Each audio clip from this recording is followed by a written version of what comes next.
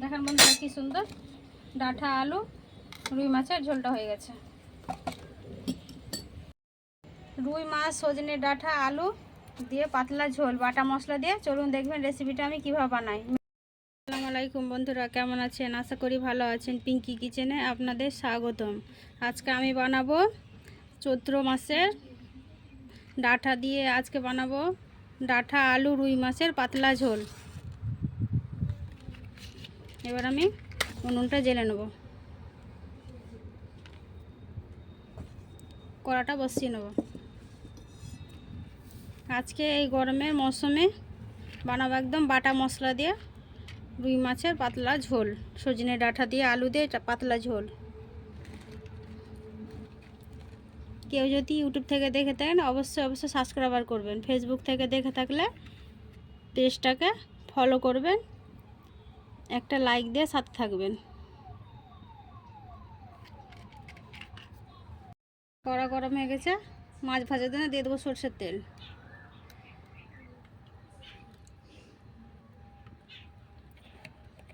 Skip না করে পুরো ভিডিওটা দেখার জন্য অনুরোধ রইল, পুরো ভিডিওটা দেখবেন।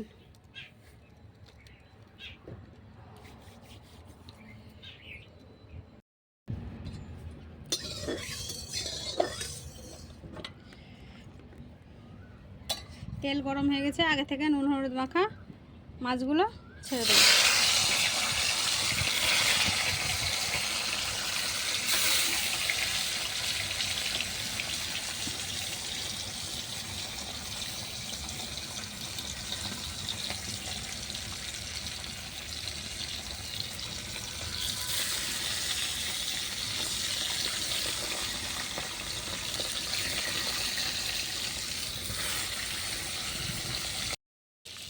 মাছগুলো এক পিঠ হয়েছে, উল্টে নেব।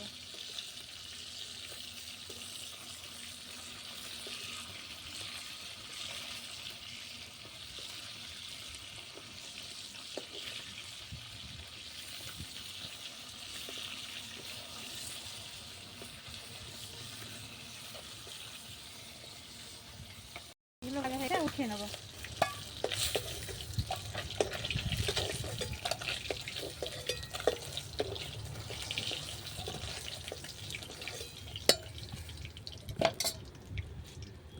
ওদিকে দিয়ে দেবো ফোড়নে দেবো একটা শুকনো লঙ্কা, দেবো কালো জিরে,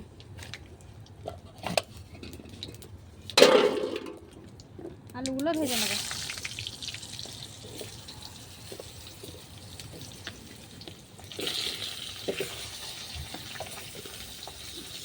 হলুদ, নুন,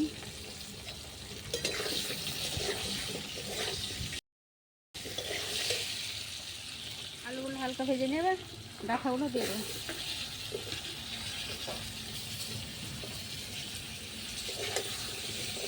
ডাঁটাগুলো হালকা একটু ভেজে নেব। ডাঁটাগুলো হালকা হাতে ভেজে নিয়েছি। এর মধ্যে বাটা মশলাটা দিয়ে দেবো। বাটা মশলার মধ্যে আছে কাঁচা লঙ্কা বাটা, সর্ষে বাটা, আদা রসুন বাটা, পেঁয়াজ বাটা। মশলাগুলো দিয়ে দেবো। আর বাটা মশলায় রান্না হবে, এটা কোনো মশলা দেবো না।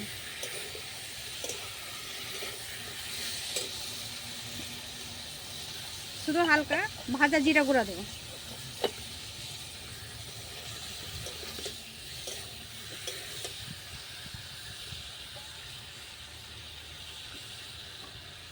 বাটি ধোয়া পানিটা দিয়ে দেবো।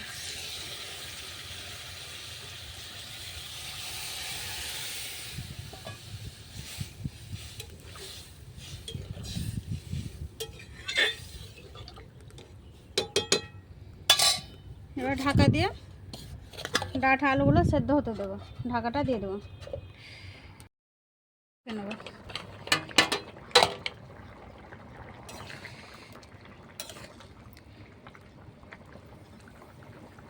আলুটা হাফ সেদ্ধ হয়ে গেছে। এবার দেবো টমেটো আর কাঁচা লঙ্কা কুচি।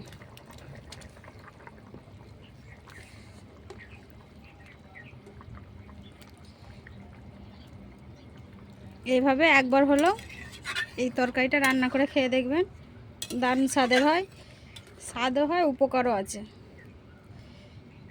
করে বাটা মশলা কাঁচা লঙ্কায় রান্না। এবার আমি সবগুলো আবার সেদ্ধ হতে ঢাকাটা দিয়ে দেবো। ঢাকাটা উঠিয়ে দেখে নেবো টমেটোগুলো সেদ্ধ হলো কিনা।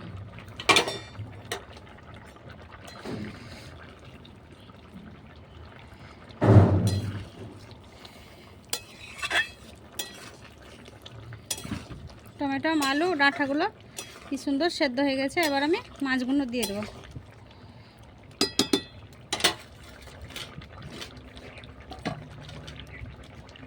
মাছগুলো দিয়ে দেবো।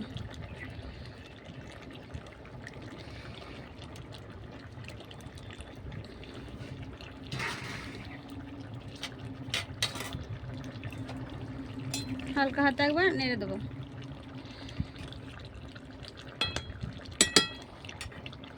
আবারও 5 মিনিটের জন্য ঢাকাটা দিয়ে দেবো। ঢাকাটা উঠিয়ে দেখে নিই।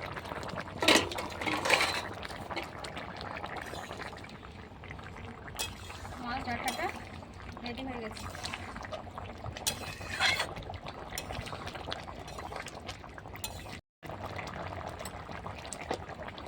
এবার আমি নামিয়ে নেবো।